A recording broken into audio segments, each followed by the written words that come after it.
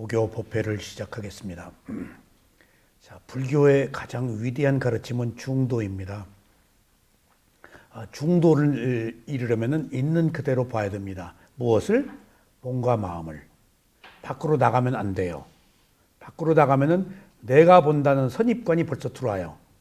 자기 몸과 마음을 볼 때만이 나 없이 볼 수 있어요. 몸과 마음도 내 몸이라고 볼 수도 있지만은 몸과 마음을 보는 순간은 적어도 내가 나를 본다는 생각 없이 그냥 볼 수 있어요. 그래서 몸과 마음을 볼 때 있는 그대로 볼 수 있어요. 그래서 있는 그대로 보면은 옳다 그르다, 좋다 싫다, 탐욕 성냄 어리석음으로 보질 않아요. 그러니까 내가 있는 그대로 보면 판단을 안 해요. 좋다 싫다를 안 해요. 근데 우리는 보자마자, 듣자마자, 맛보자마자 옳다 그르다, 좋다 싫다 하잖아요. 그러니까 내가 이미 결론을 내리는 거예요. 내 기호로, 기준으로.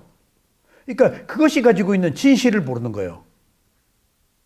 그러니까 내 몸과 마음을 있는 그대로 보고 좋다 싫다 안 하니까 그 호흡부터 보는 거예요.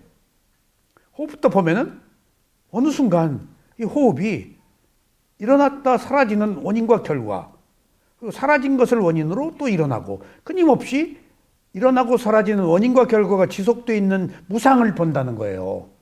결론을 안 내렸기 때문에. 그리고 나면은 변하기 때문에 오는 괴로움, 그리고 괴로움을 해결하려고 해도 내 의지대로 안 돼. 이미 업의 과보로 원인과 결과로 온 거니까 받을 수밖에 없는 결과야. 그러니까 내 의지대로 안 되니까 그때 비로소 내 몸과 마음은 있지만은 내 마음대로 하지 않는 몸과 마음. 비야. 나라고 할 것이 없다. 나는 있는데 무아가 아니고 비야. 내가 아니다. 라는 무상고무아의 지혜가 난다는 거예요. 그때 무상고무아의 지혜가 날 때 내가 아니라고 알아야 최종적으로 몸은 있지만은 내 마음대로 되지 않는 몸이야. 인과에 의해서 결정된 몸이야. 받을 수밖에 없어서. 그렇게 살 수밖에 없었어. 그러니까 그것을 수용하게 되면은 어쩔 수 없는 것을 수용하게 되면은 원인과 결과라는 현상이 발견된다는 거예요. 연기가. 이게 우연이 아니다. 근데 내가 오늘 가르침, 12연기 가르침에서 또 한 가지 중요한 사실을 알았는데 비구가 몹시 아파요. 몹시 아픈데 부처님이 찾아가요. 사리불한테도 찾아가고 목련 존재한테 찾아가고 가사빠 존재한테도 찾아가요. 부처님이. 그리고 자기도 아프면은 자기 시자한테 보장가 숫다 칠각지를 읽어달라고 그래요. 찾아가서 부처님이 목련존자나 아난다요, 목련존자, 가사빠요 하고 그렇게 아픈가, 견딜 수 없는가 질문을 하면서 거기서 7가지 깨달음의 요인경을 독송해 줘요. 근데 오늘 아픈 비구한테 부처님이 무엇을 얘기해 줬는가 하면은 아픈가? 몹시 아픕니다. 물어봐. 아픈가? 몹시 아픈가? 그런데 사리불 목련 존재나 다른 제자들한테 했던 얘기를 하지 않고 딴 얘기를 하고 부처님이. 그래서 얼마 전부터 그 스님 강의를 지금 하는데, 그래서 내가 오늘 질문을 했어. 아니, 내가 보기에 부처님이 아픈 사람한테 가서 7가지 칠각지 깨달음의 요인을 독송해 주었는데 왜 여기서는 딴 얘기를 하셨냐? 그랬더니 7가지 깨달음을 요인을 독송해 준 사람한테 수행이 된 사람, 아라한들. 아라한도 아프단 말이에요. 아라한도 아파. 인간이니까. 고통 속에 빠져. 그러니까 고통 속에 빠져 누굴 원망하거나 저주하지는 않는데 아픈 건 아픈 거야. 그 아픔에서 벗어나기 위해서 7가지 깨달음의 요인이 수행을 하면 단계적으로 지혜가 발전하는 과정을 설명해 주는 거야. 그러니까 이 칠각지를 아플 때 읽으라 그러면 사람들이 감흥을 못 받아요. 근데 저는 굉장히 받았어요. 왜냐? 밖에 못 나오는 무문관에 들어갔을 때 아팠을 때 칠각질 읽으라고 갖다 주더라고. 그러니까 막 환희심이 나는 거야. 그래서 거기서 그 병을 극복할 수 있었는데 그 이유는 내가 수행을 하면서 단계적으로 겪었던 과정들을 책으로 읽으니까 그때 그 환희심이 나는 거야. 아, 이때 이랬네. 이때 이랬네. 이게 잊어버리거든요. 그러니까 과거로 돌아가서 그것을 그 고통과 어려움을 극복하는 때에 그 마음으로 돌아가니까 지금 이 괴로움을 극복할 수 있는 거야. 그런 의미에서 과거는 필요해. 근데 이번에는 딴 얘기를 해주셔. 그래서 왜 그러냐고 그랬더니 초보 수행자나 아라한이 되지 않은 사람에게는 이 방법으로 써야 치유가 된다는 거야. 그 7가지 깨달음의 이유는 자기가 체험한 사람들에게는 해당이 되지만 아직 체험하지 못한 사람들은 수행 과정에서 나타나는 것들이 의미가 없다는 거야. 근데 뭐라고 그랬는가 하면은 이제 예를 들어볼게. 비구요. 아픈가? 견딜만한가? 못 견디겠습니다. 힘듭니다. 그러니까 이게 왜 아픈가에 대한 원인과 결과를 설명해 주는 거야.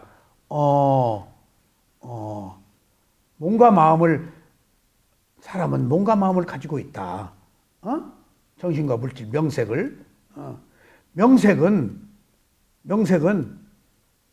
기능을 할 때 6가지 안이비설신이 감각기관의 문이 있잖아. 몸과 마음이 있다면 감각기관의 문이 있잖아. 감각기관의 문이 뭘 하느냐? 접촉을 하지. 그러니까 접촉을 한다. 접촉해서 느끼는 현상이다 이게. 네가 아픈 게 아니다. 몸과 마음을 가지고 눈이 대상을, 코가 냄새를, 혀가 맛을, 몸과 마음이 대상과 접촉해서 생기는 하나의 땀마 현상이다. 자, 접촉을 하면은 뭐가 일어나느냐? 느낌이 일어난다. 접촉을 원인으로 느낌이 일어난다. 느낌이 일어나면 욕망이 일어난다. 그 욕망을 원인으로 네가 지금 집착해서 괴로움이 있다. 이 괴로움이 어디서 왔냐? 네 괴로움이 아니다. 접촉해서 생긴 괴로움이다. 몸과 마음을 가지고 있으면 생긴 괴로움이다. 그게 과정이다. 과정에서 생기는 하나의 현상이다. 네 괴로움 아니야. 네 접촉 아니야. 네 느낌 아니야. 조건들이 원인과 결과로 진행되는 거야. 근데 내가 접촉했다? 내가 괴롭다. 하기 때문에 그러지 단지 몸과 마음이 원인과 결과로 연속적 현상으로 흘러가고 있다. 라는 것들을 나를 거기서 빼주는 거야, 부처님이. 내가 있어서 지금 아파 죽겠거든. 근데 나 없고 눈이 현상을, 귀가 소리를, 육문이 육경에 접촉해서 접촉이 중요해. 네가 접촉한 게 아니다 이거야. 단지 접촉했을 뿐이라는 거야. 그리고 접촉했으면 느낌이 일어나. 네 느낌이 아니라는 거야. 어느 과정이라는 거야. 프로세스. 과정이라는 것이 원인과 결과예요. 원인과 결과로 흘러간 것이다. 거기에 나 없다. 지금 원인과 결과를 무시하고 내가 아프다. 내가 접촉했다. 라고 보면 이 괴로움은 어쩔 수 없는 거야. 근데 그런 나 빼고 불가피한 거야. 뭔가 어차피 태어났으니까. 내가 태어나고 싶어서 태어난 게 아니라 재생 연결식으로 과보로 태어났잖아. 그런 인과를 설명해 주니까 이제 내 집착이 아니라고, 내 고통이 아니라고. 그 초보 수행자들에게는 이게 필요하다는 거예요. 그게 모든 게 과정이다. 그런데 보세요. 여기서 한 가지 중요한 사실은 우리가 미운 사람을 보잖아요. 마찬가지로 좋은 사람을 보죠. 미운 사람 보면 배척하죠. 좋은 사람 움켜쥐죠. 집착하고 어떤지 전화번호 물으려고 그러고 차 한잔 하자고 그러죠. 똑같은 거예요. 양극단이에요. 미운 사람 배척하는 거나 좋은 사람 집착하는 거나. 배척하는 것도 집착이거든. 그러니까 저는 다를 게 없는데 결과적으로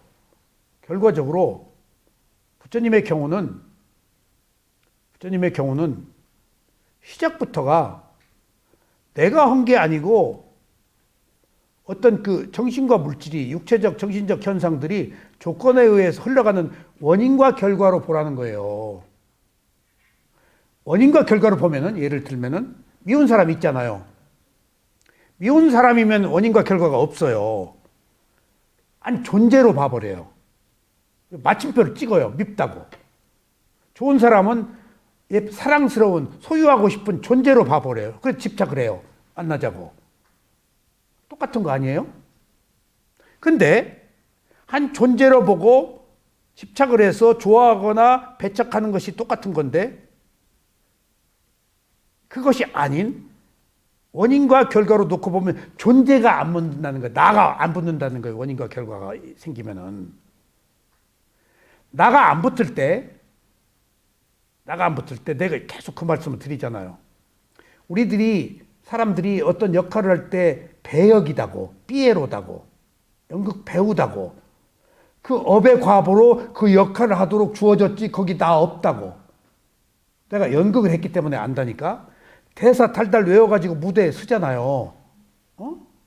그리고 끝나면 끝이잖아요. 거기에서는 연극 배우인데 연극 배우가 연극 배우라고 안 하고 연기를 하거든요. 주인공처럼. 근데 여기서 내가 중요한 사실을 말씀드리는 것이 내가 원인과 결과로 놓지 않고 존재로 볼 때는 미운 놈은 한없이 붙고 보기도 싫고 얼굴도 보기 싫어. 근데 그 미운 놈이 원인과 결과로 과보를 받은 어떤 그 배역, 인과로 보면은 존재가 없어진다고.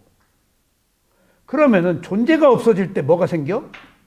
자애가 생겨요. 자애가 안 나요. 원인과 결과로 놓고 볼 때 미워할 수가 없어요.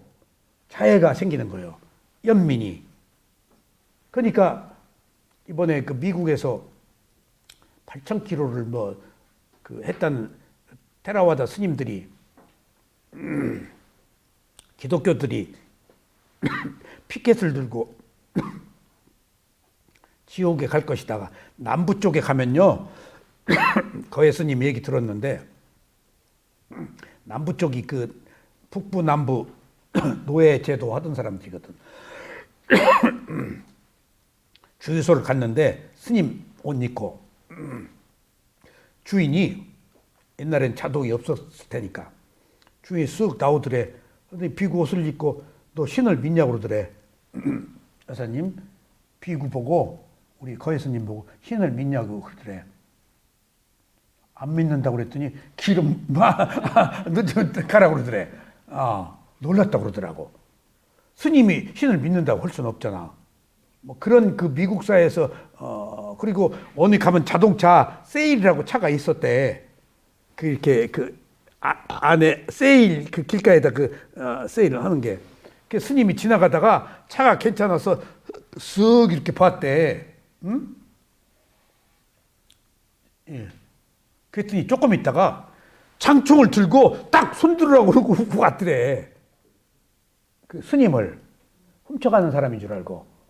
의상이 옷이 머리 빡빡 깎고 그러니까 그 비구를 그렇게 보고 있다는 거예요. 그러니까 이번에 그 순례를 하는 그 테라와다 비구들한테 지옥 가라는 그 편말을 들었을 때 그 스님이 그랬다잖아.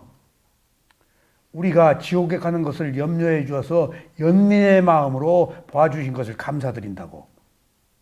지옥에 간다라고 저주했잖아. 근데 이 사람은 지옥에 가는 것을 연민의 마음으로 동정한 것으로 자기가 받아들인 거야.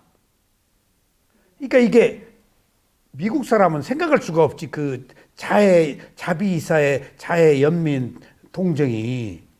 그러니까 미국 사람들이 그런 그 기독교적 그 반대급부가 아닌 중도적 관점에서 사랑과 연민이 있는 불교에 대해서 굉장히 그 관심이 높아졌대요. 이 스님들의 이제 리플이 타니까. 그러니까 그 달라이라마 미국 제자들이 굉장히 많아. 한때 달라이라마가 세계 불교를 지배했어요. 특히 서양 사람들이 그렇게 많이 믿었는데 티베트 그 사람들이 중국 사람들이 200만 명을 죽였다네. 그 달라이 라마가 200만 명을 죽인 중국을 용서하자라고 그랬대요. 미국이 깜짝 놀랐다는 거예요. 서양 사람들이 달라이 라마의 자비에. 그래서 그걸로 노벨상 받은 거 아니야. 그런 것처럼 바꿔 얘기하면 아까 제가 모두에 말씀드렸듯이 무엇을 집착하는 거나 극단적으로 배척하는 거나 똑같은 그 양극단이라는 거예요. 근데 있는 그대로 보는 것은 위라가에서 빛이 있는 그대로 본다는 것은 예쁘네 라고 보라는 거예요. 아, 예쁘면 안 돼 라고 큰일 나. 내가 누군데 라고 하지 말라는, 그게 오히려 배척하는 거라는 거예요. 그것이 위라가 빛이 바램 애욕이라는 거예요. 애욕의 빛이 바램. 그 빛이 바램의 과정을 거쳤을 때만이 라가가 소멸한다는 거예요. 그러니까 이게 과정이야. 과정이야. 그러니까 그 지금 애욕의 빛이 바램이 중도야. 있는 그대로 본 거야. 아, 있는 그대로 본 것이 예쁘면 예쁘네? 라고 본 거야. 그게 죄 아니다는 거예요. 근데 우리가 양극단, 예쁘면 집착하고 미움은 배척하기 때문에 이런 중도적 관점에서 사물을 볼 수가 없기 때문에 그것을 보기 위해서 마지막에는 무상고무화라 봐라. 왜 무상고무화가 필요하냐? 그럼 예쁘다 좋다? 옳다 그르다 보세요. 예쁘다 좋다 옳다 그르다 이건 가치관이잖아. 마지막에 가치관으로부터 벗어나려면은 예쁜 것도 무상해서 끝이라는 거예요. 미운 것도 무상해서 끝이라는 거예요. 예쁘고 미고가 없다는 거예요. 무상하면 끝이라는 거예요. 이미 끝나버린 거라는 거예요. 과거에 예뻤어. 과거에 미웠어. 과거에 옳았어. 과거에 그렇어. 그 이후에 이미 무상해서 바뀌었다는 거야. 마지막에 무상고 무화가 오지 않으면은 못 벗어난대. 이미 끝나버렸어. 그러니까 마지막에 무상고 무화는 깨달음이야. 그 이전까지는 어느 상태에 머물러 있지만은. 그래서 무상고 무화를 모르면은 최종적으로 근본적인 괴로움을 해결할 수가 없다가 오늘 주제예요. 그래서 핵심은 무상고무화를 존재의 속성이에요. 존재하는 생명의 특성이야. 고유한 특성. 이거 외에는 없어요. 세 가지가. 진리야. 질서야. 모든 것은 변한다. 원래 살기 위해서 산다는 것은 괴로움이다. 그리고 무화. 내가 아니다. 비야. 뭔가 뭐지. 그때만이 집착이 끊어진다는 거예요. 응?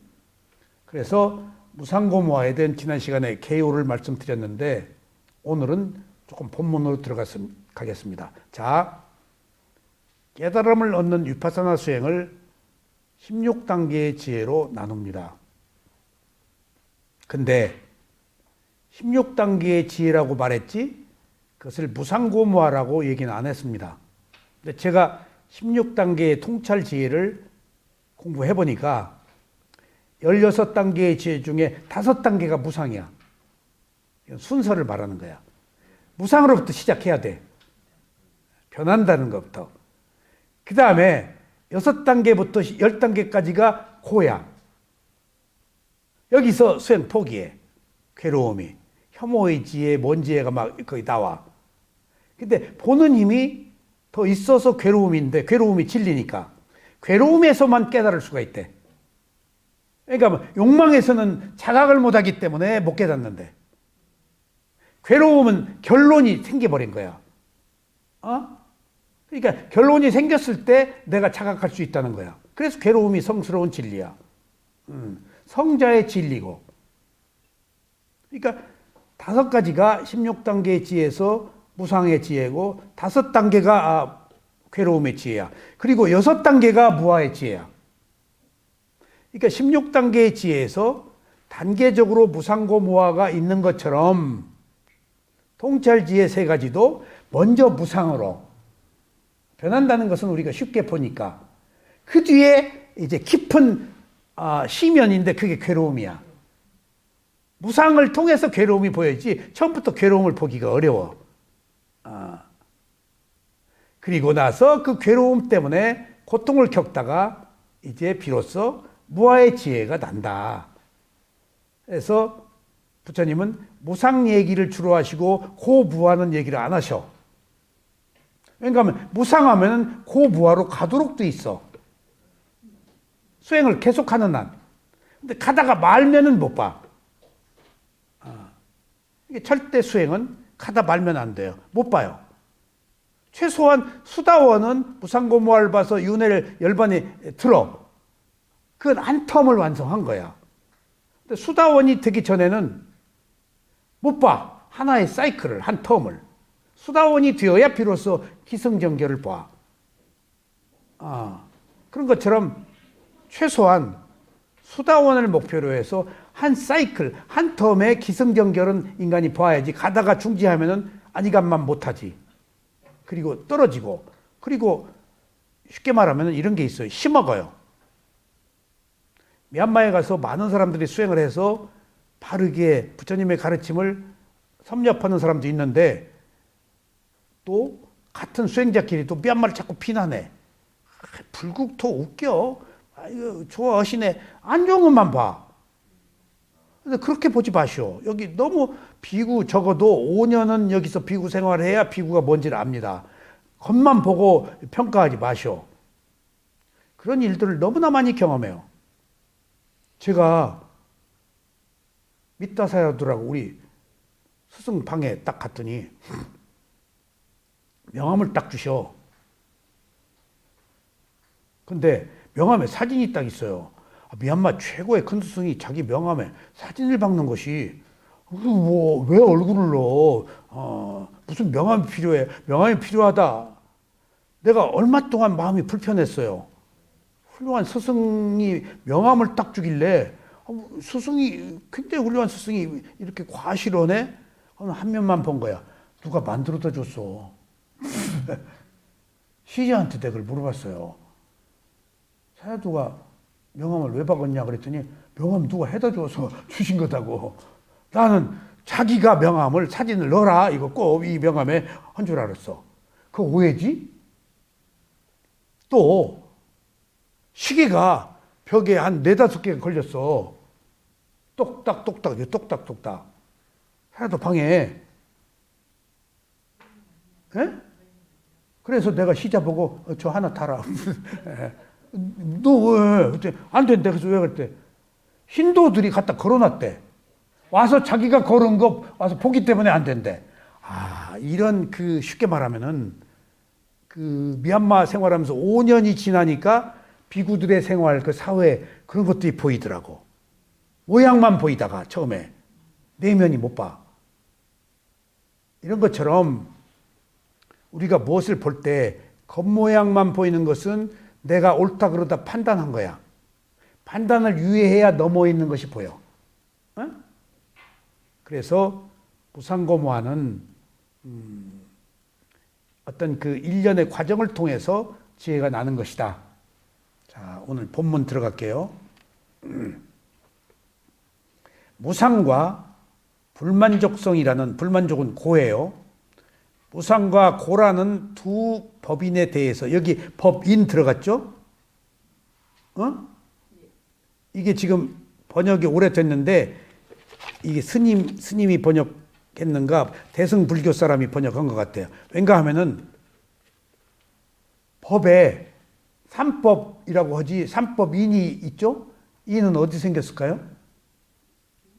중국에 생긴 도장. 삼법인 하면 이는 도장, 이게 최고다. 도장. 한국, 중국, 일본은 도장이에요. 지금도 우리나라는 도장이 없어서 사인 돼요. 근데 사인이 안 된 나라가 있어요. 지금도. 일본 꽝 찍어야 돼요. 중국도 꽝 찍어야 돼요. 우리가 대단히 빠른 거예요. 도장 안 찍고 사인해야 되잖아요. 근데 이게 삼법인 하면 이는 그 옛날에 번역한 책이라서 중국식 그 번역이야. 두 가지 법에 대해 이상과 같이 논의하다 보면은, 무상과 고를 논의하다 보면은 자연스럽게 무와 혹은 무실체성이라는 불교의 기본적 개념으로 이어지게 된다. 그러니까 무상과 고를 얘기하면 무와 혹은 무실체성이 뭘까? 실체가 없다. 그리고 그걸 한문으로 딱 한자로 말하면 뭘까? 공, 순야, 비실체, 비어있다. 비어있는데 그 속에 주인공이 없다. 나라고 할 만한 것이 없다. 자동차 부속은 있는데 부속들이 모여서 몸이지 그것을 끌고 가는 특정한 어떤 하나가 있는 게 아니다. 주인공이. 그러니까 있기는 있지만 실체가 없다는 의미가 공이야. 굉장히 고급한 말이에요. 공이. 없다가 아니야, 공이.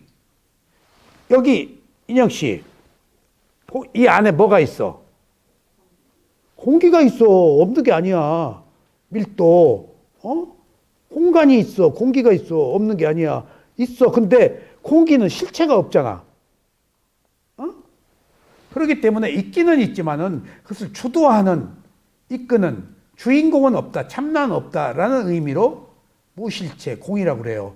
그러니까 어느 의미로는 무아와 공은 같은 의미예요. 실체가 없다. 실체가 없다는 것이 굉장히 중요해요. 무아가 실체가 없다는 거예요. 그래서 실체가 없다는 뜻으로 비야, 내가 아니다. 아가 아니다. 아는 자아를 의미해요. 자기 정신, 자기 자아. 나라고 하는 그 자아. 나라고 하는 아이덴티티. 나라고 하는 어떤 실체. 그것을 자아라고 그래요. 그런 실체가 없지. 내 몸과 마음은 있다는 거예요. 부정이 아니야. 무도 마찬가지야. 무가 부정이 아니고, 실체가 없다는 의미로, 고정된 그 실체가 없다는 의미로. 이 개념은 불교의 모든 기본적인 사상 가운데 가장 말썽의 소지를 안고 있는 것이며, 그러니까 잘 가지고 인류가 살아왔는데 무아라니 이건 허무맹랑한 거야. 존재를 부정하는 게 아니야. 깨달음의 세계가 이렇게 어려운 거예요. 그래서 이게 괴롭지 않으면 못하는 거예요. 이게 아까 괴로움이 최고의 진리라고 한 것이 괴로움이 아니면은 인형 씨 여기 안 와. 괴로움 많이 없어졌어. 본인은 또 그렇게 생각해? 머리 좋네. 여기 하여튼 나오는 거 보면은 뭔가 이속이 있는 거요. 이속 없으면 돈 준다고 해도 안 나와. 다 자기 이익이 있어. 자기 마음의 평화.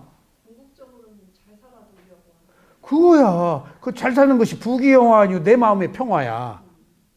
부귀영화가 아니야. 인간성하고 부귀영화하고 달라요. 예? 근데 이게 애매해요.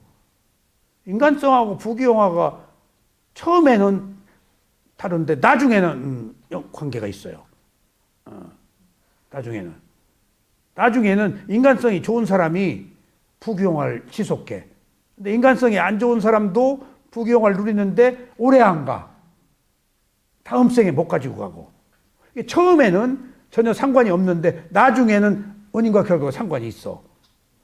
시간으로 봐야 돼. 이렇게 현상을. 당장 보면 안 돼. 부자가 왜 이렇게 인색하고 그래? 돈 많은데.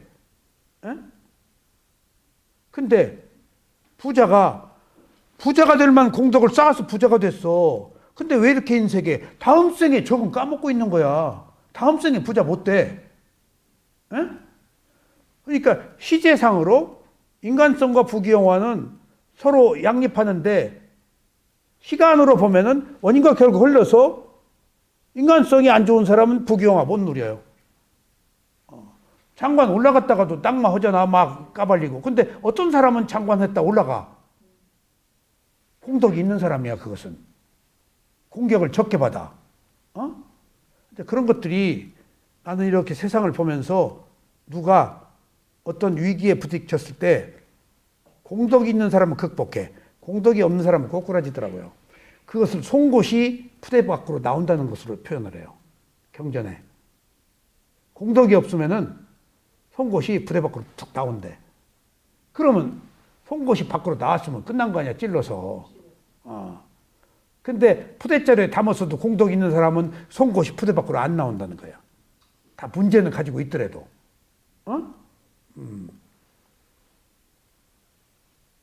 그러니까 그것을 뿐야, 공덕으로 다 기본 바탕은 공덕이에요. 그 다음에 뒤에 바와나 수행이에요.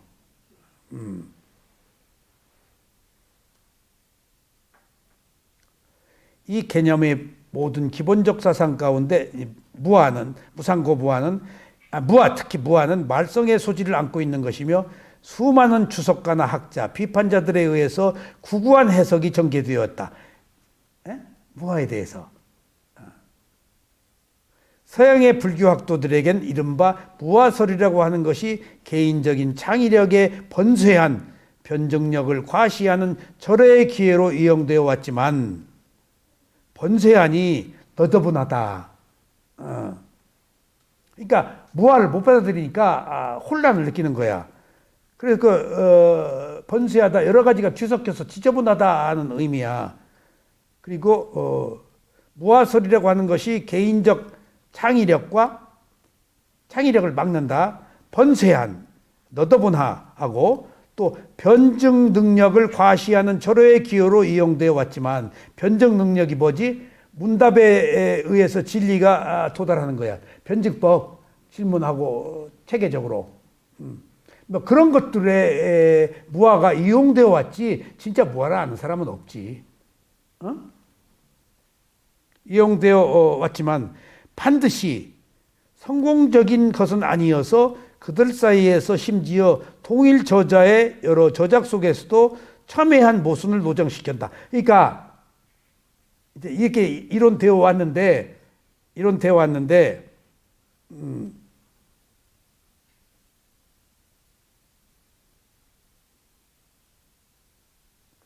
심지어 어떤 사람은 무화를 말함에 있어서도 앞뒤가 다르게 첨예하다는 것은 뛰어나게 드러내다 안 맞이고 모순이라는 것은 말이 앞뒤에 안 맞는다. 무화를 얘기하면서도 여기서 한 얘기고 저기서 한 게 다르다 앞뒤가 모르기 때문에 여기서는 무화를 긍정한 척하고 뒤엔 무화를 부정하고 그러잖아요. 모르기 때문이에요. 자기도 긴가민가 헤매는 거예요. 정치인도 여기서 이 얘기했다 저기서 저 얘기했다는 것은 잊어버렸어. 잊어버리고 편의에 따라서 편을 둔 거야. 그러니까 나라고 할 것이 없는 게 제가 날이 추워서 이제 머리를 너무 짧게 깎으면은 어리게 봐서 이제 머리를 이번에는 조금 민만 쳐야겠다 하고 이발소를 닦아서 그래서 딱 머리 좀 조금만 깎아달라고 그러더니 머리를 짧게 깎아주세요. 했더니 이게 기계가 부르르 이게 싹 밀어버리는 거예요. 여기 지금 이게. 아유 왜 이렇게 깎아요? 짧게 깎아달라고 그랬더니 짧게 깎으라고 하셨잖아요. 나 짧게 깎으라고. 나 조금만 깎아달라고 그래요. 조금만 깎아달라고 한 말을 짧게라고. 그랬더니 이쪽이 싹 올라가니까 이쪽도 어쩔 수 없이 그러면 이쪽은 좀 길게 안 됩니다. 그러면 이게 대칭이 돼가지고 그래서 그러면 똑같이 해서 참 말실수가 내가 이틀 동안 조금만 깎아달라고 내일 모레 미장원 가면은 조금만 달라야 돼. 그 이튿날 또 하고서 조금만 밑만 돌려달라고 했는데 짧게 그냥 싹 밀어버린 거야. 후에 막급하고 이제 완전히 막둥이 같이. 그리고 나서 끝나고 그 미용사한테 저기 내가 좀 민망하지 말이 헛나와서 내가 몇 살 같아 보여요? 그랬더니 저 나이 그런 거 몰라요. 사장님 보고 물어보세요. 그래서 사장님 잘 알아요. 사장은 몇 살 같아 보여요? 그랬더니 65이래. 내가 뭐라고 했어요? 화를 팍 냈어. 그렇게나 많이 봤냐고 내가 조크를 한 거야. 그 남편을 내가 알아. 미장원에 와가지고 어떤 남자가 쪼그리고 앉았더니 피지르면서 머리카락을 다 통에 담더라고. 그리고 가만히 있어 또 여사장의 남편인데 그 남편 보더니 저 쥐어 사는구나 내 속으로. 내가 남편 나이보다 지금 많단 말이요? 쇼크를 하고 나서 내가 82세요. 다 놀라. 그래서 내가 이 얘기를 하는 것은 사실은 내가 조금만 잘라는 이 얘기를 말이 헛나와서 짧게 잘라달라고 그랬는데 지금 아까 내가 조금 어필을 한 거 미안하다. 내가 실수를 했다. 그러니까 뭐 괜찮다고 그러더라고. 그런 것처럼 그게 무아요. 내 의지대로 안 돼. 또 그 얘기 농담 삼아서 했죠. 진도 군소가 베트남 여자하고 스리랑카 여자 수입했으면 좋겠다고 해가지고 그 장소에 모인 그 유지들이 그 군수 이제 그 회의할 때 사람 강연할 때 했겠지. 이제 여자가 없으니까 총각들이 장가 못 간다는 거야, 시골. 거기서 다 웃었다는 거야. 그게 보도가 돼가지고 신문에 언론에 때려 맞았잖아요. 해외 토픽에 났어요, 그게.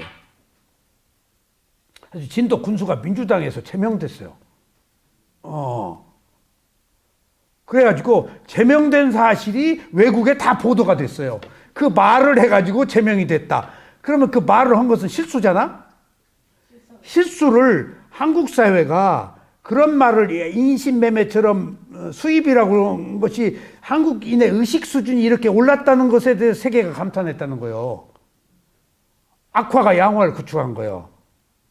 그러니까 우리는 웃었다는 거예요, 거기서. 근데 그것이 사회 문제가 됐다는 거야, 수입이. 그리고 제명을 당했다는 사실은 무슨 잘못으로 낙인 찐 거 아니야. 그 얘기를 하고 스리랑카 담마키티 스님이 그때 스리랑카에 계셨대. 와서 내가 쓱 물었어. 스님, 한국에서 신문 난 거 알아요? 그랬더니 난 거 다 봤대. 어땠어 그때? 박수를 쳤대. 제발 수입 좀 해가라고. 그러니까 바꾸고 얘기하면 언어적으로 실수를 했지만은 수입이라는 단어가 조금 약간 뭉뚱그려져서 번역이 됐겠지만은 그 말에 크게 걸리지 않고 수입이란 말을 했다는 것에 대해서 우리 사회가 페널티를 주었다는 한국의 의식 구조에 대해서 놀랐다는 거예요, 외국 사람이. 지금 서울이 외국인이 28배가 많이 왔대요. 그냥 외국인 명동 나가면 걸려서 못 다닌대요. 경복궁 외국이. 그렇게 한국에 온대요. 그리고 3월 21일 지금 BTS 그거 보러 오는데 그거 20만 명 입장권을 끊는다더만 무료. 근데 그 입장권은 어디 가서 끊어야 끊을 수 있는지 아세요? 모르죠? PC방 가야 끊는데요. 집에서는 안 된대요. 속도가 안 돼. 속도 PC방에 가야. 그러니까 PC방 가서 그거 끊으려고 여기 이제 어느 때 하면 딱 몰려온대. 그 다 호텔 예약하고. 그러니까 그런 것이 넷플릭스에서 세계 199개 무료로 돈 내야 본잖아. 야구 시합 같은 거. 무료로 방영이 된다는 사실이 주는 어떤 사회적 현상이 장난은 아니구나. 그러니까 더 재밌는 것은 담마키티 스님이 스리랑카에서 그 얘기를 듣고 사람들을 보고 얘기했으니까 아이고 더 많이 수입을 해갔으면 좋겠다고 좋아하더래. 그 말이 어떤 가치관의 문제가 그런 차이가 있구나. 그러니까 우리가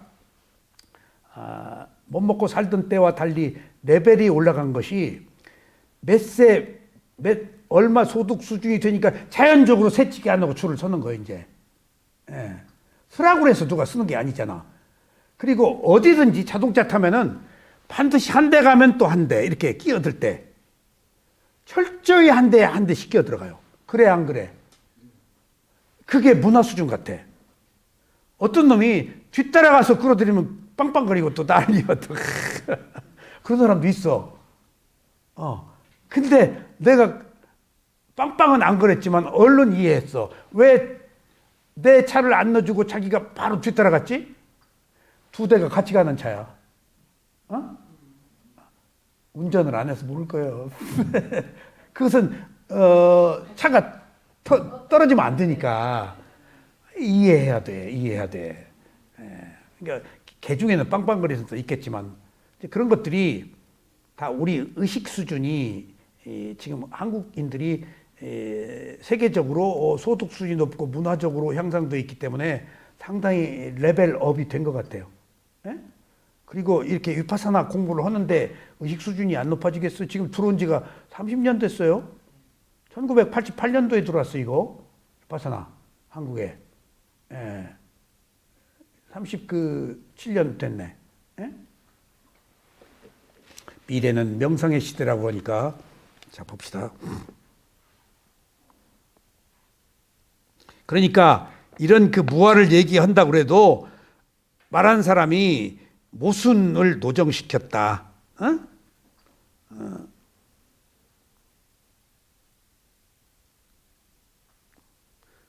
모순을 드러내게 했다. 뿐만 아니라 그러니까 무아를 알 수가 없다는 얘기지. 뿐만 아니라 우리 전통적 불교권의 여러 학파들 견해도 이 개념은 난제 중에 난제다.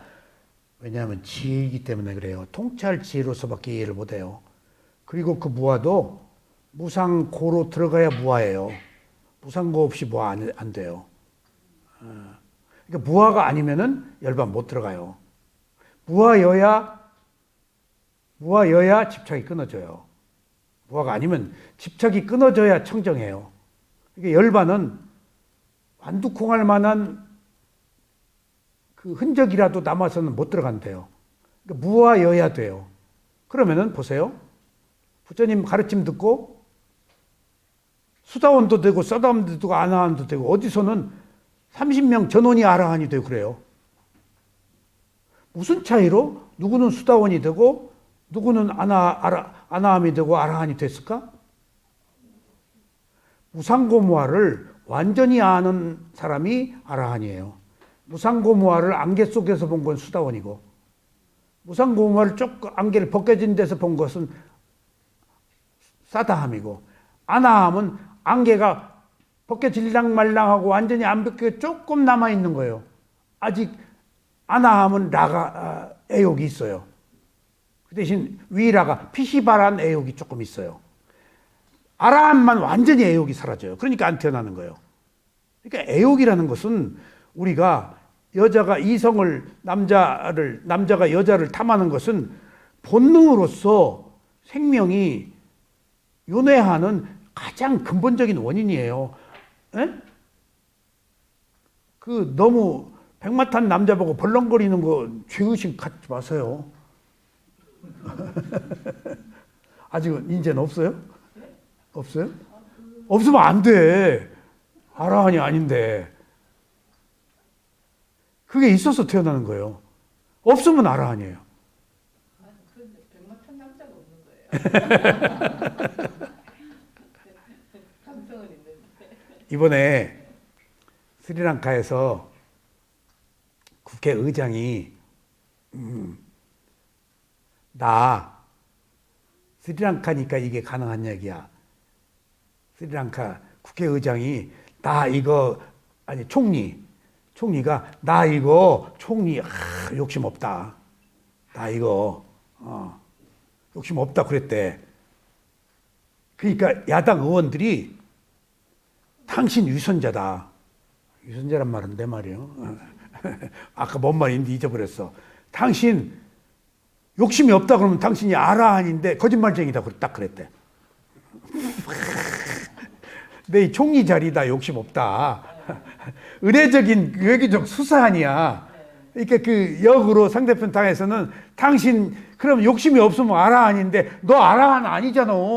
근데 왜 욕심이 없다고 아라한이라고 거짓말하냐. 그러니까 총리가 아무 말도 못 하더래. 불교 국가니까 이런 얘기가 나와서 내가 웃었어.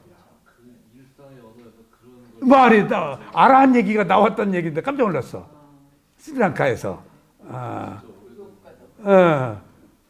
그러니까 우리 국회에서 나 국회의장이 욕심 없어요. 근데 이런 얘기가 나와 아라한이 뭔지 모르는데. 이 스님들하고는 절대로 무슨 토론 같은 거 하면 안 되는데.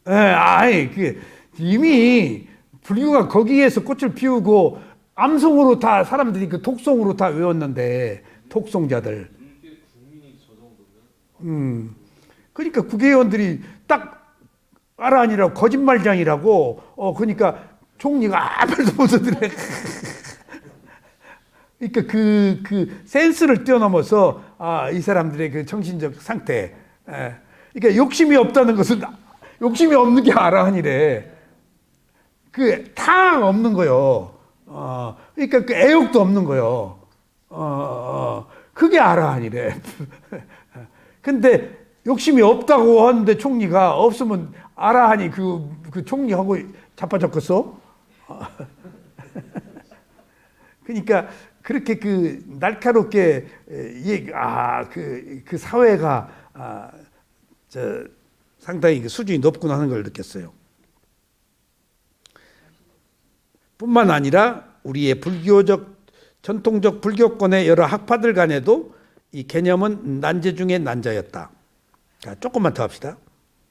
필자의 견해로는 이들 해석자들이 이렇게 가장 애를 먹게 되는 주된 원인은 무아에 대해서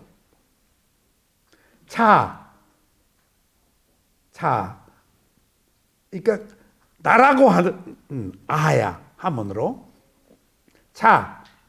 그 다음에 그것을 빨리어는 아따라 그래요.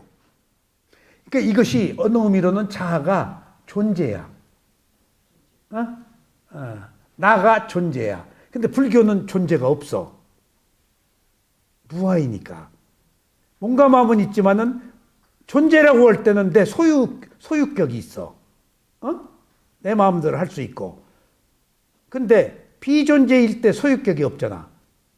그러니까 여기서 굉장히 논리적 비약이에요.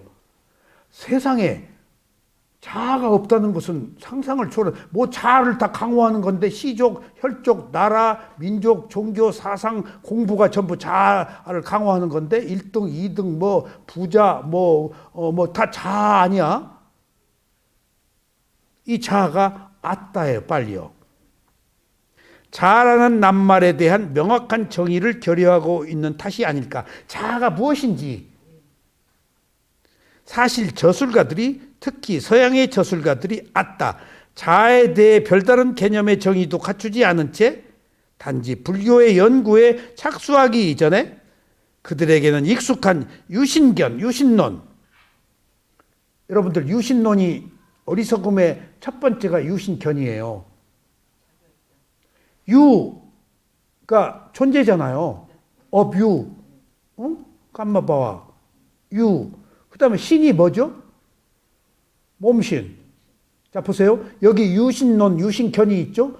론은 이론, 유신을 내 몸이라는 견해. 보세요.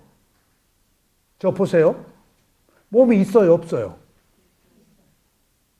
몸은 있죠? 유신은 있어요. 몸이 있는 거. 근데 유신견이 문제예요. 견이 자아예요. 몸은 있는데 이 몸이 내 것이다라고 하는 거예요. 유신은 있어요. 그걸 사카야라고 그래요. 근데 사카야 티띠 하면 잘못된 견해인데 티띠는 견해야. 내 몸이라는 견해야. 소유격. 몸은 있어. 그것을 구별 못해. 유신과 유신견은 달라. 몸은 있어. 근데 보세요. 여기서 또 한 가지 깊은 뜻을 가져. 유신이라고 그랬어. 그러면 나는 오온을 가져서 몸과 마음을 가졌지? 근데 오온이 내 것이라는 거야. 유신견은. 근데 여기서는 사카야 디띠 가야 몸을 넣었잖아. 내 몸이다라고. 유신이 유심이라고 안 해요. 유신이라고 그러지. 그럼 몸이 내 몸이다라고 했을 때는 오온이 내 거야. 그러면은 유신이라고 했을 때는 유심도 포함이 돼, 안 돼? 돼요. 근데 심을 빼고 신만 써요. 왜 그랬죠? 심은 사용을 안 해요. 비물질이라서, 마음이라서 부처님이 잘 사용 안 해요. 마음은 안 다뤄요. 그런 의미에서 몸만 다뤄요.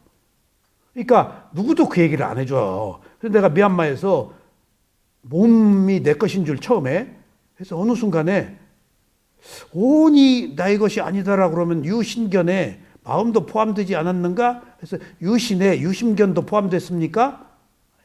처음에 수행을 할 때 그랬더니 사야도가 유신이나 유심견이나 같다. 근데 왜 유신견이라고 했는 건 나중에 내가 경전 공부하고 수행을 하면서 스스로 터득했어요.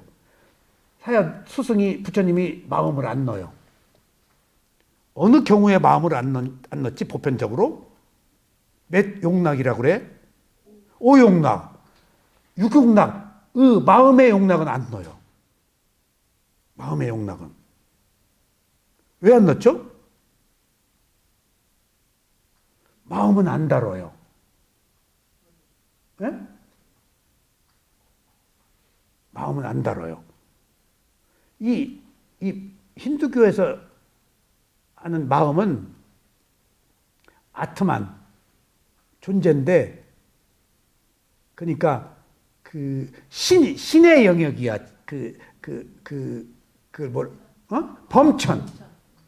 범천의 마음은 터치를 안 해.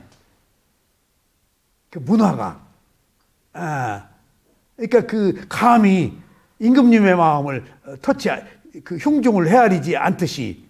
그러니까 마음 쪽은 힌두교에서 다루지 않는 성향이 있다고 나중에 경전 공부할 때 그게 나오더라고.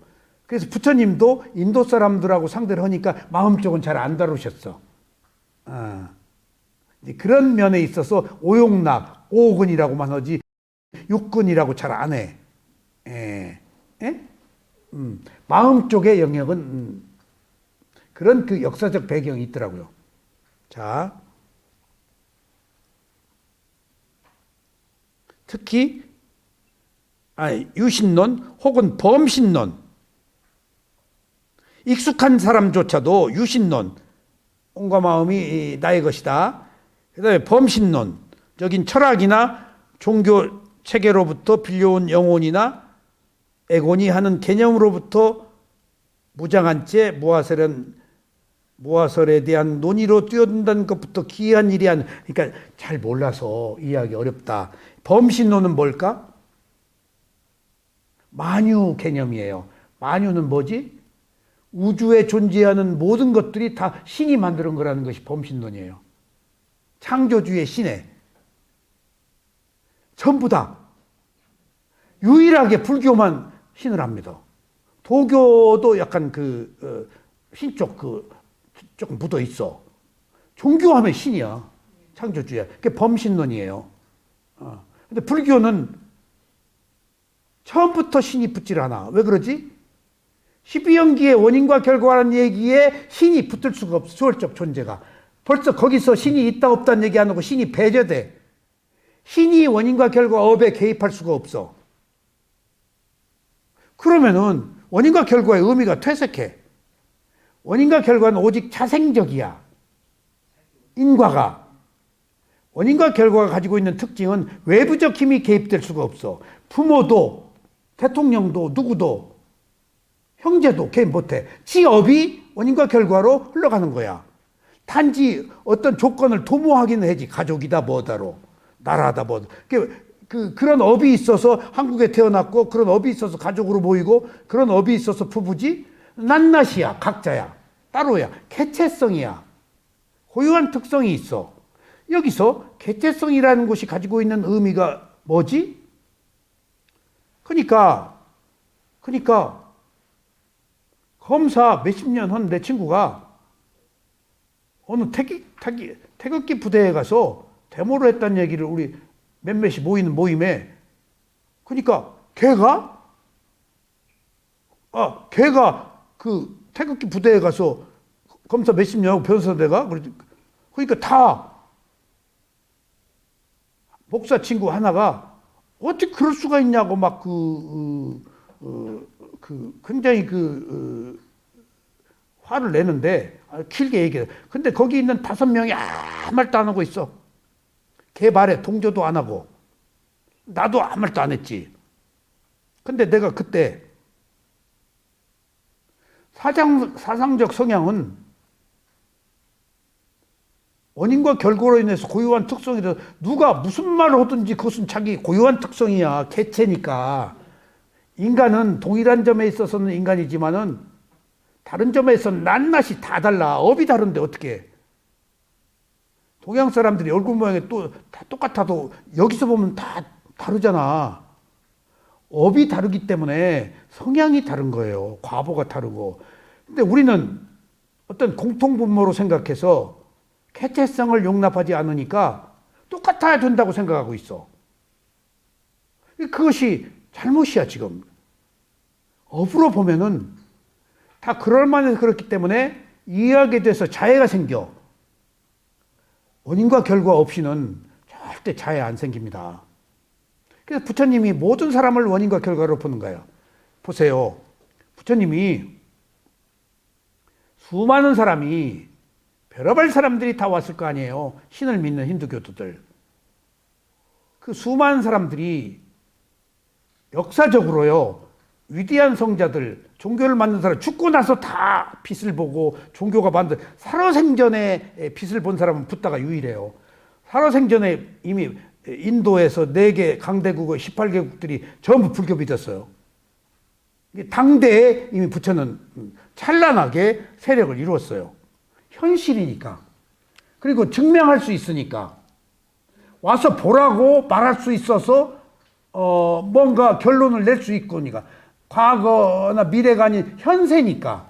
지금 원인과 결과로 이것이 지금 여기서 증명될 수 있으니까.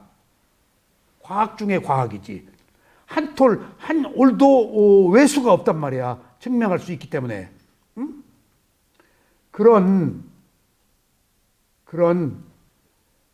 2500년 전에 무지몽매한 시대에서 별의별 사람들이 다 있는 사람들을 아무 소리 없이 45년간 끌고 나갈 수 있다는 것은 붓다의 위대한 중도였기 때문에 가능한 거예요.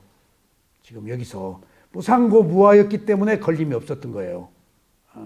원인과 결과로였기 때문에 누구도 이의를 제기 못한 거예요. 육사 외도 그런 사람들도 다 사후에 생기고 뭐하고 다 했지. 그리고 불교 이전에 자이나교 왕자가 만드는 거 아니에요. 그 시대에 자이나교는 다 믿는 거거든. 무상고무아를 붓다가 들고 나와서 인도의 그 냉혹한 범천의 시대에 자리를 잡을 수 있겠어? 아우라가 뛰어나고 완전히 지혜고 현실적이니까 다 적세적소에 필요한 법문을 해서 다 이해를 시켰단 말이에요. 얼마나 바르게 이해를 시켰는지. 그래도 안 받아들인 사람이 있었는데 붓다니까 45년간 그렇게 끌고 다. 그것도 그 진리도 때가 되니까 인도에 사라졌잖아요. 진리라고 해서 영원히 있어야 되는 이유가 없는 거예요. 인과야 그것도. 응? 그 인과는 어떤 업의 과보이기 때문에 진리라고 해서 영원히 남아야 되고 그런 거 없어. 이게 진리의 특성이에요. 무상하기 때문에. 고유한 어떤 개체가 아니기 때문에. 그러니까 우리가 흥망성쇠다, 환난병고다, 자연스러운 흐름을 그대로 받아들여야 돼요. 어쩔 수 없이 생기는 하나의 어떤 그 원인과 결과의 흐름이야. 그럴만해서 그랬다니까? 그걸 받아들이면 극복해. 근데 못 받아들이면 걸려. 그러니까 지금 우리는 괴로움이 없기를 바라지 말고 괴로움이 있으면 괴로움의 원인을 알기를 바라야 돼. 어떻게 안 괴로워? 그래서 제가 항상 행복하시기를. 뭐 그런 인사하잖아. 미쳤어. 어떻게 항상 행복해. 지금 항상 행복을 바라고 안 되니까 지금 내가 뒤집어지는 거야. 좀 괴로움도 올 때쯤 오는 거야. 했으면 왔네. 근데 항상 행복을 주고 나는 누구 믿는데, 누구 제자인데, 내가 보시했는데 어떤 결과를 기대하고 지금 가장 큰 범위는 항상 행복하기를이야. 그런 얘기 하지 마세요. 축원할 때. 그러면은 항상 행복이 지금 어떤 그 기원, 소망이거든. 그것은 기대치야. 실제로는 그러지 못해. 왜 그렇지 못하죠? 내가 그 얘기 계속 했는데 항상 행복할 수 없는 것. 세 가지 때문에. 뭐 세 가지지? 뭐 세 가지를 받았어? 느낌 세 가지를 받았잖아.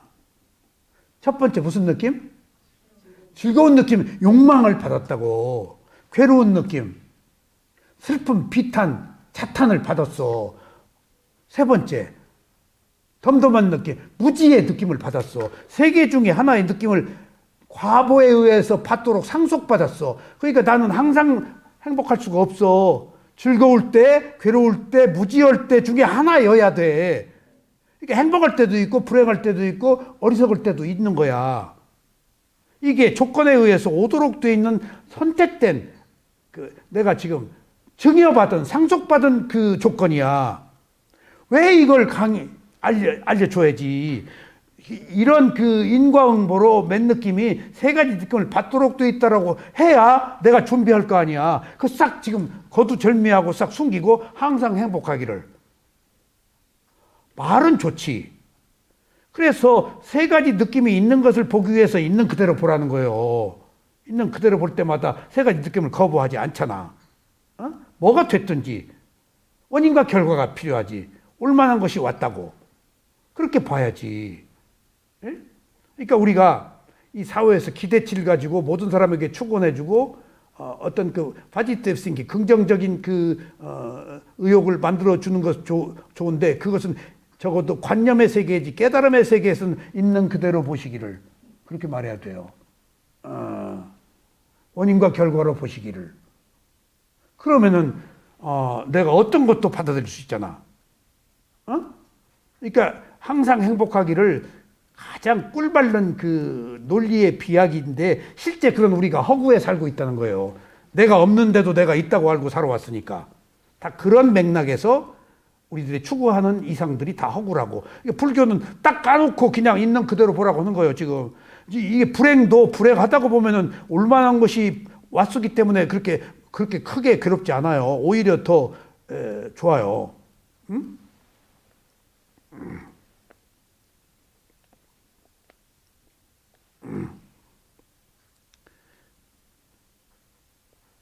여기선 그러한 해석을 비판하려는 의도는 없으며 제 얘기도 항상 행복하시기를 비판하다는 의도는 없어. 이것이 문제가 되니까 있는 그대로 보시기를 원인과 결과를 더 사실을 꿰뚫어 볼 수 있다. 도움이 된다. 다만 중요한 사실 하나를 강조할 뿐이다. 즉 상좌불교에서 나오는 자라는 말은 기원전 6세기경에 인도에 성행하는 여러 가지 역사적 개념들을 지시하는 것이며 이 자라는 것도 딱히 알아서 자가 아니고 6세기경에 이런 시대에 이것이 어떤 사회적 그 정설로 통념으로 받아들여졌다. 이것도 딴 데는 자인지 뭔지도 모르고 그냥 무지몽매하게 살고 인도가 뛰어난 철학의 사회이니까 6세기경에 어떤 사회적 이데올로기, 철학으로 만연되었다 그런 의미 같아요. 즉 상좌불교에 나오는 자라는 말은 기원전 6세기경에 인도에서 성행한 여러 가지 역사적 개념들을 지시하는 것이며 따라서 이 말은 그러한 특수한 맥락을 검토하는 가운데 정의되어야 한다. 그러니까 자란 말은 그 시대에 그게 그 만연돼 가지고 내려온 하나의 그 언어다. 그러니까 자라고 하는 것들 너무 그렇게 그 매달리지 말아라. 여기서 삼법인 꼭 법인이라고 또 세 가지 법 중에 세 번째 모든 사물의 보편적 특성을 표현하는 아나따 무아 세 가지 중에 무아라는 형용사가 사용된 맥락에서 한정 짓고다 한다. 그러니까 보세요. 그러니까 자 그러는데 예. 무상고 무아를 형용사적인 맥락에서 이걸 이해하자. 그러니까 명사가 아니고 그러니까 형용사가 뭐야? 사물의 상태를 설명하는 거잖아. 딱 명확히 이것이다가 아니고 이러이러한 상태 때문에 내가 없다라고 그렇게 볼 수 있다 라고 말하는 무아를 형용사로 보자. 명사는 딱 만들어져서 바꿀 수가 없는 거야. 명사니까. 대명사는 더 또 센 거고. 근데 이거 무화가 형용사라는 개념으로 조금 부드럽게 어떤 상황을 내가 없다라고도 할 수 있다라는 그런 개념으로 보지, 딱 부러지게 이거 맞섰어 틀렸어 임마 그러지 말자는 얘기예요. 부드럽게 여기에 맞섰어 아무리 얘기해야 이건 지혜의 문제이기 때문에. 에? 이 지혜를 얻지 않으면은 열반에 들어가는 상태가 아니면 이것을 완전히 이해 못하기 때문에 이걸 가지고 이론적으로 완고할 분이 아니다. 어떤 6세기의 역사적 맹념이나 또 무화 자체가 형용사로 놓고 볼 때 이것은 그냥 그대로 인정하고 두고 봐도 무방하다. 그러니까 너무 무화에 걸리지 말아라 하는 얘기가 오늘 제가 말씀드린 내용입니다. 오늘 여기까지 말씀드리겠습니다.